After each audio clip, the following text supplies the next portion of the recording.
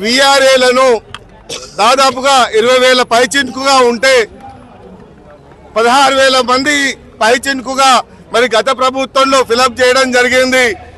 61 age తీసి 61 age తర్వాత పైబడిన వాళ్ళు లోబడిన వాళ్ళు అనే సిస్టాన్ని తీసుకొచ్చి మరి 3,797 మంది పొట్టగొట్టి ఆ కుటుంబాలను రోడ్డు పాలు తీసుకొచ్చినటువంటి రేవంత్ రెడ్డి గారు, మీరు గత ప్రభుత్వంలో ఉన్నప్పుడు మరి ఒక ప్రతిపక్ష నాయకుడిగా విఆర్ఏల మరి టెంట్ కిందకి వచ్చి నేను టీ కప్పు తాగి కింద పెట్టే లోపల ఈ విఆర్ఏల యొక్క ఉద్యోగాలను భర్తీ చేయడానికి నేను సిద్ధంగా ఉన్నా.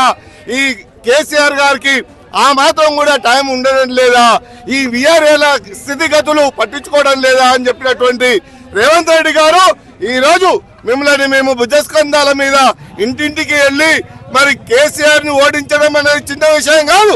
అయినా కానీ మా నిరుద్యోగులకు 2 లక్షల ఉద్యోగాలు వస్తాయి, మా విఆర్ఏ కుటుంబాలు 3,797 మంది కుటుంబాలు బాగుపడతాయి, మా ఉద్యోగాల భద్రత ఉంటుంది అని చెప్పి ఇలా ఇంటింటికి వెళ్ళి మీ కోట వేసిన తర్వాత ఇలా గద్ద మీద కూర్చున్నాక మా విఆర్ఏలను పట్టించుకోవా, మా 2 లక్షల ఉద్యోగాలు ఎక్కడ పోయినాయి, మా ఉద్యోగాల భద్రత ఎక్కడ పోయింది?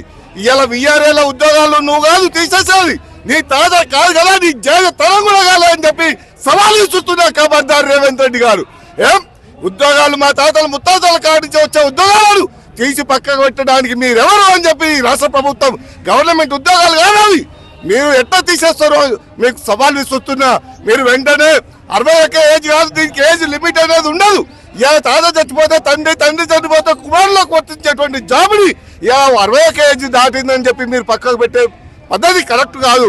మరి ఇలా పైన రెవెన్యూ మినిస్టర్ గారు ఉన్నారు శ్రీనివాసరెడ్డి గారు, మీరు కూడా ఒక గ్రామంలో పుట్టినటువంటి బిడ్డ. ఇలా మీకు ఎలాగా విఆర్ఏల వ్యవస్థ ఎట్లుంటుందో, ఇలా గట్టు మీద పంచాలి, పుట్ట మీద పంచాలి, గ్రామంలో ఎవరు కొట్లాడినా కానీ ఇలా విఆర్ఏలను పక్కకు పెట్టి ఏం జరిగిందో వాస్తవాలు అవాస్తవాలు తెలుసుకోవాల్సినటువంటి ప్రభుత్వం. ఇలా ఏ ఎంఆర్ఓ వచ్చినా కలెక్టర్ వచ్చినా అక్కడ సమస్యలను ఏ పొలం ఎవరిది, ఏ పొలం మీద గట్టు మీద ఏ రాయి ఉంది అని విఆర్ఏలు తప్ప ఎవరు కూడా చెప్పే స్థితిలో లేరు. అయినట్టు అలాంటి వాళ్ళని ఇలా ఉద్యోగాలు తీసి 3,797 ఉద్యోగాలను ఇలా రోడ్డు పాలు చేయడం, వాళ్ళకు స్థితిగతులు లేకుండా ఇలా అన్నమా రామచంద్ర అని ఆ కుటుంబాలని రోధిస్తుంటే కూడా కుటుంబాలు పట్టించుకోవడం లేదు. బిడ్డ వెంటనే మా ఉద్యోగాలు మాకు ఇచ్చేంత వరకు రేపు అసెంబ్లీలో జరగబోయే అసెంబ్లీలో మా ఉద్యోగాల భద్రత గురించి చెప్పకపోతే, మా 2 లక్షల ఉద్యోగాల గురించి చెప్పకపోతే మీ భర్త వివచ్చిపోయి అసెంబ్లీ అవుతుందని కూడా హెచ్చరిస్తున్నాం. మా ఉద్యోగాలకు పట్టించుకోవడం లేదా, మా ఆర్ కృష్ణ మా చేతులు ఆపుతున్నాడు, ఆగండి ఓపికతో ముఖ్యమంత్రి చేస్తాడని మా సహనం నశించబోయింది. రేపు అసెంబ్లీలో చేయకపోతే కనుక ఆర్ కృష్ణ గారి నేతృత్వంలో పెద్ద ఎత్తున అవుతాం, మనకి సిద్ధం అవుతాం, కార్యాచరణ చేపడతామని చెప్పి హెచ్చరిస్తున్నాం.